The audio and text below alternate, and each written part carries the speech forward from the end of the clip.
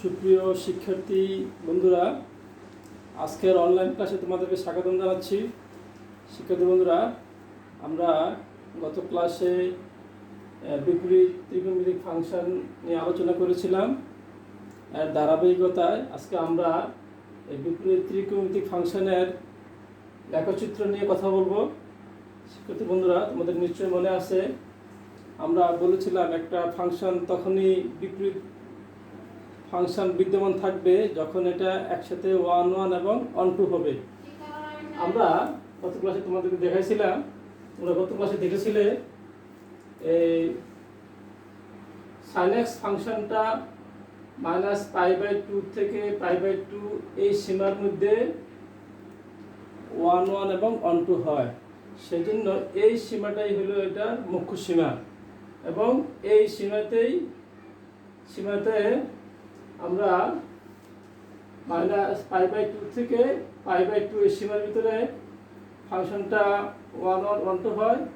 সেজন্য এই -π/2 থেকে π/2টা হলো এটার ডোমেইন, এবং তোমরা জানো x এর মানগুলো হলো ডোমেইন, এটা x অক্ষরেখায় বসে। তাহলে এই sin x ফাংশনের -π/2 থেকে π/2 এই সীমার ভিতরে লেখচিত্রটা হলো এইরকম। তোমরা তোমাদের বই থেকে মিলিয়ে নিবা। তারপর দেখো, এটা হলো যেটা x অক্ষরেখা, সুতরাং এটা হলো ডোমেইন, এবং এটা -1 থেকে 1 এর ভিতরে y এর মানটা বিদ্যমান। সেই জন্য এটা হলো এটার রেঞ্জ। তোমরা কত ক্লাসে দেখছো y in sin inverse x, মানে sin এর বিপরীত ফাংশনতে এই বিপরীত চিত্রটা ঘটে। এটা ছিল এরকম, আর এটা দেখো এটা উল্টা। এখানে x এর মানগুলো -1 থেকে 1 এর ভিতরে, তাহলে এটাই হলো এটার ডোমেইন, আর -π/2 থেকে π/2 এর ভিতরে সেটা হলো এটার রেঞ্জ। তাহলে তোমরা আলাদাভাবে sin x এবং sin ইনভার্স x এর লেখচিত্রটা দেখবে, ডোমেইন এবং এটার ডোমেইন রেঞ্জ, এটার ডোমেইন রেঞ্জ দেখবে। অনুরূপভাবে cos x ফাংশনটা শুধু 0 থেকে π এই সীমার মধ্যেই 1 1 এবং 1 2 বিদ্যমান। তাহলে এই সীমাটা হলো 0 থেকে π, এই সীমাটা হলো এটার y fx cos x ফাংশনের ডোমেইন, এবং -1 থেকে 1 হলো এটা হলো রেঞ্জ। শিক্ষার্থী বন্ধুরা, উল্টাটা বিপরীত ক্রমে বিপরীত function y cos inverse x এর ডোমেইনটা হবে -1 থেকে 1, এবং এটার রেঞ্জ হবে 0 থেকে π/2। ঠিক আছে, আর আমাদের y fx tan x, এই ফাংশনটার ডোমেইনটা -π/2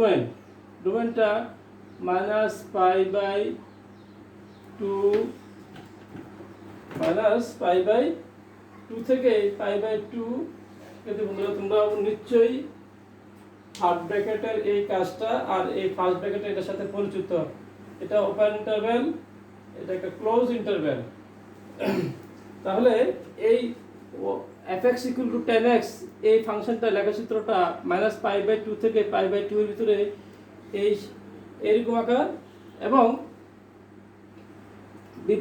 এটার ডোমেইনটা হলো -π/2 থেকে π/2, এবং সীমাটা -∞ থেকে +∞ পর্যন্ত। আর y tan ইনভার্স x ফাংশনের ডোমেইন দেখো অসীমে বিস্তৃত। তাহলে -∞ থেকে ∞ পর্যন্ত হলো ডোমেইন, আর রেঞ্জটা হলো -π/2 থেকে π/2। শিক্ষার্থী বন্ধুরা, তাহলে তোমরা একটু বই দেখে আমাদের এই sin x, sin ফাংশন, সাইনের বিপরীত ফাংশন, cos ফাংশন, cos-এর বিপরীত ফাংশন, ট্যানজেন্টাল ফাংশন এবং tan ইনভার্সের ফাংশনের ডোমেইন, রেঞ্জ এবং চিত্রগুলি ভালোভাবে দেখে নিবে, কারণ আমাদের এমসিকিউতে এই সকল প্রশ্ন আসে। ঠিক আছে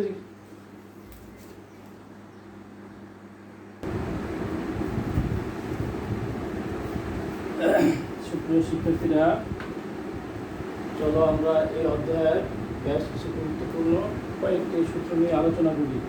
সুপ্রিয় শিক্ষার্থীরা, তোমরা যদি বইটা খুলে এই চ্যাপ্টারে এই অধ্যায়ে আমরা বেশ কিছু প্রয়োজনীয় সূত্র দেখতে পাবো। তার ভিতরে সবচেয়ে বহুল ব্যবহৃত যে সূত্রগুলি আছে সেগুলির মধ্যে থেকে এখন আমরা শেয়ার করতেছি। আমি প্রথমে এই সূত্রটা লিখছি, সেটা দেখো tan inverse sin inverse x plus cos inverse x সমান pi by 2, tan inverse x plus cot inverse x সমান pi by 2, cosec inverse x plus sec inverse x সমান পাই বাই 2। এর সাথে sin cos tan cot cosec sec একটা মিল আছে। তোমরা এটা সূত্রগুলি দেখে নেবে। পরবর্তী পর্যায়ে আমরা যে সূত্রগুলি আছে সেরকম আমি দেখাচ্ছি। tan ইনভার্স সবচেয়ে বেশি ব্যবহৃত যে সূত্রটা আমাদের tan inverse x plus tan inverse y সমান tan inverse x plus tan inverse y সমান tan inverse x plus y by 1 minus xy। দ্বিতীয় সূত্রটা দেখো tan inverse x minus tan inverse y equal to x minus y by 1 plus xy। এখানে যখন plus, এখানে উপরে plus ছিল নিচে মাইনাস, এখানে যখন মাইনাস উপরে মাইনাস আছে নিচে প্লাস, এটার সাথে তোমরা একটু মিল রেখে পড়বে, তাহলে একটা শিখলে আরেকটা বলতে পারবে, লিখতে পারবে। দ্বিতীয় রকমের সূত্রটা আমাদের দেখো 2 tan inverse x, 2 tan inverse x সমান sin inverse 2x by 1 plus x square equal to cos inverse 1 minus x square by 1 plus x square equal to tan inverse 2x by 1 minus x square। শিক্ষার্থী বন্ধুরা, আমরা যখন অঙ্ক করব তখন আমরা 2 tan inverse x যেখানে পাবো সেখানে আমরা আমাদের প্রয়োজন মতো sin inverse লেখার জন্য এটা ব্যবহার করব, cos inverse এর ট্রান্সফার করার জন্য এটা লিখব, এবং 2 tan inverse x থাকলে আমরা এই সূত্রটা ব্যবহার করে tan ইনভার্সে কনভার্ট করব। চলো আমরা একটা অঙ্ক সমাধান করতে চেষ্টা করি। শিক্ষার্থী বন্ধুরা, তোমরা এই অঙ্কটা খুব ভালোভাবে খেয়াল করো, তাহলে একটা অঙ্ক শিখলে তোমরা অনেকগুলো অঙ্ক করতে পারবে। আমরা প্রথমে একটা অঙ্ক লিখছি, যে কোনো ধরনের অঙ্ক তোমরা যে কোনো দিকে রাশি দেখো tan inverse 3/4 plus tan inverse 1/7, এই সমস্যাটা ইকুয়াল টু π/4 আমাদের প্রমাণ করতে হবে। আমরা লেফট হ্যান্ড সাইডে লিখে নিলাম, এটা tan inverse x plus tan inverse y, এই যে tan inverse x plus tan inverse y সূত্রটা আছে সেটার সাথে মিল রেখেই আমরা শুধু লিখতে থাকবো। এটা সমান tan inverse x plus y by 1 minus xy। আমি ঠিক এটাই লিখছি, দেখো এই tan inverse x plus tan inverse y সমান tan inverse x plus y।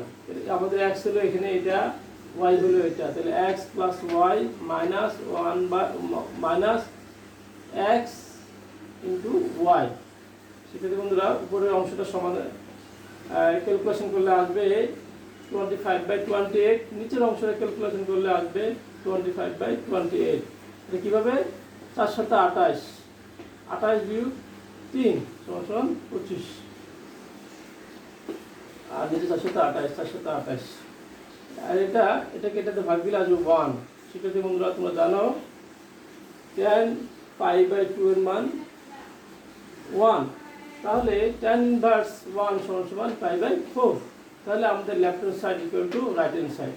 শিক্ষার্থী বন্ধুরা, তোমরা আরেকটা অঙ্ক দেখো 2 tan inverse 1/3 plus tan inverse 1/7। এই অঙ্কটা আমরা দ্বিতীয় যে নিয়মটা আছে সেটার সাথে মিলাই লিখব। 2 tan ইনভার্স থেকে x থেকে আমরা tan ইনভার্সটা লেখার চেষ্টা করব, কারণ আমাদের এখানে একটা tan ইনভার্স x আছে এবং আমরা tan inverse x plus tan inverse y এর সূত্রটা ব্যবহার করতে চাই। তাহলে আমাদের 2 tan ইনভার্স x কে আমরা এটা 2, তুমি যদি শুধু 2 ভাবো যে 2 গুণ করা আছে তাহলে কিন্তু অঙ্কটা ভুল হয়ে যাবে। তাহলে আমরা 2 tan ইনভার্স x যে সূত্রটা আছে তাহলে এটা আমরা ব্যবহার করব। 2 tan ইনভার্স x সমান tan inverse 2x by 1 minus x square.